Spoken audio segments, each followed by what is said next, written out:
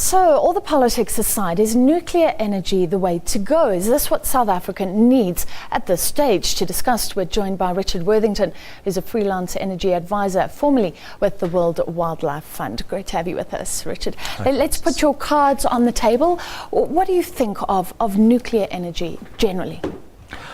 Well, generally nuclear energy has not lived up to expectation. I think everyone could agree to that. How far it's fallen below expectation there's a lot of discussion around that.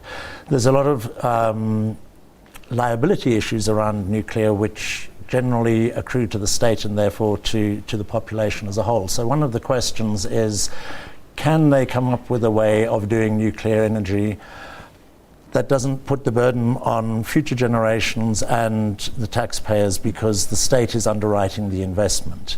But we have wonderful renewable resources that we can bring online a whole lot quicker than we can build any kind of nuclear power plant, and depending on which kind of power plant will depend on what kind of safety standards it adheres to. So we have much better things to do with our money.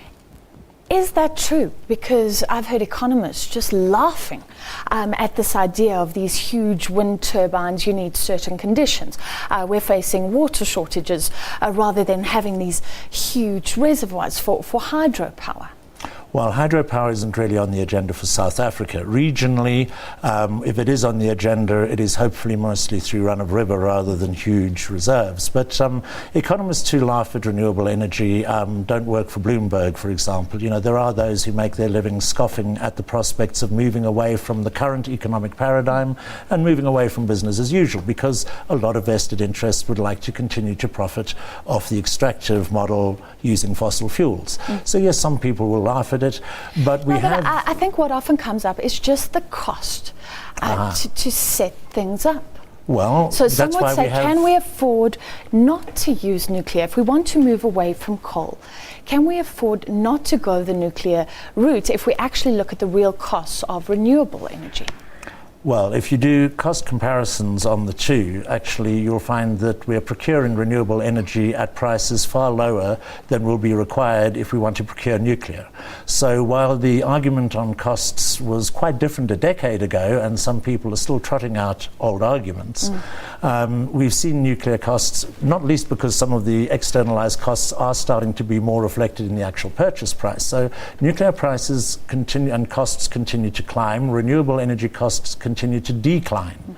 So and can we do them on scale? Absolutely. It has yet to be demonstrated just how much of our electricity supply we could draw from renewables. We haven't seen countries at scale. You know, there's islands, there's cities that have committed to 100%, but we haven't seen it done at scale. So there are some questions that need to be asked about moving above 15 to 20% of our electricity supply from renewables, but accommodating 15% is no problem. And if we just get on with building them, we could be doing that before 2030 and well before any new nuclear would be coming online. So cost-wise, as Chris Yellen says, there's no prospect of nuclear procurement bringing the price path of electricity down. It'll only push it upwards. Whereas renewables, because of the positive learning and because we can do a lot more of the manufacturing at a national basis, is a far better proposition for the South African economy. Should we see this as part of a mix? The acting DG of energy saying today that yes, we want this nuclear energy, but we're looking at renewables to generate double the megawatts. So nuclear is just part of the mix. Do we need it because of the huge scale of generation that we're going to need in the future? No, we can do without nuclear. If you like as much different things in the mix as possible, well, then you might throw in a bit of everything. We've got a bit of nuclear. At the moment, renewables contribution is less than 1%, and so we should be growing that as fast as we possibly can. If we sink a lot of the state's underwriting capacity, if we gamble basically our sovereign credit rating on nuclear at this stage, it's going to have negative impacts on financing not only other electricity generation technologies, but across the economy, and particularly in the energy sector. So getting off coal can be done in various ways. Yes, we need to diversify. We don't just want photovoltaic panels on rooftops. We want concentrated solar power with thermal storage in large-scale power plants in large areas of the Northern Cape, for example, where the resource is best. So it can be done at scale. We don't have any technical limitations on how much electricity we can supply from renewables. The resource is plenty. So the only challenges come in what kind of mix you have and how you design your electricity transmission and distribution system to accommodate resources that don't generate 24/7. Although nothing, of course, generates 24/7, 365 days a year.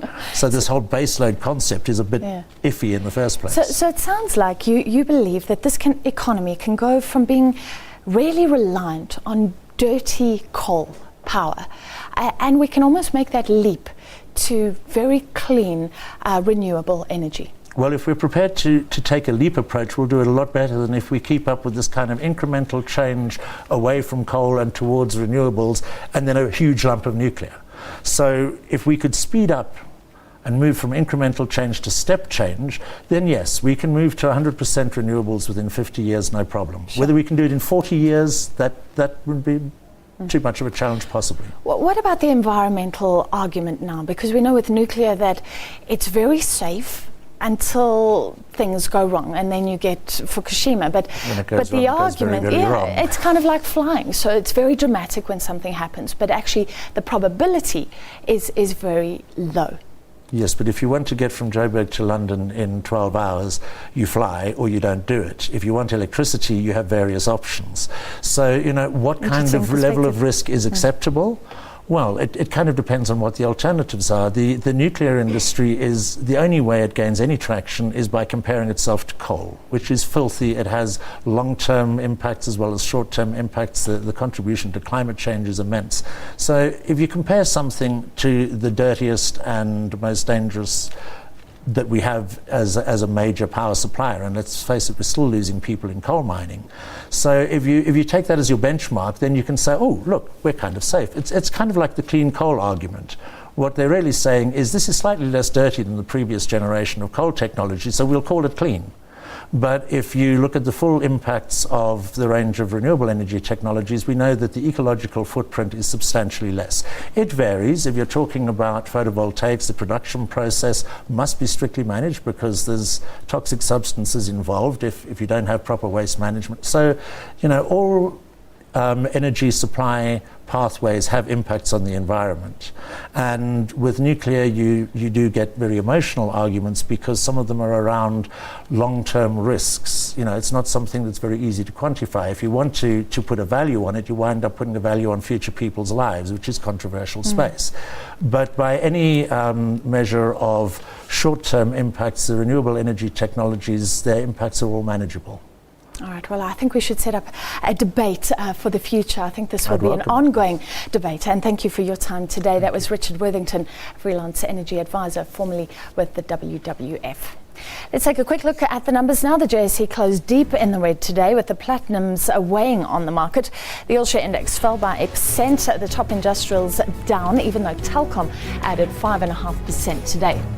The miners all in the red. The platinum miners down by nearly 3% as a whole. Lonmin weighing the most. It fell by nearly 5%.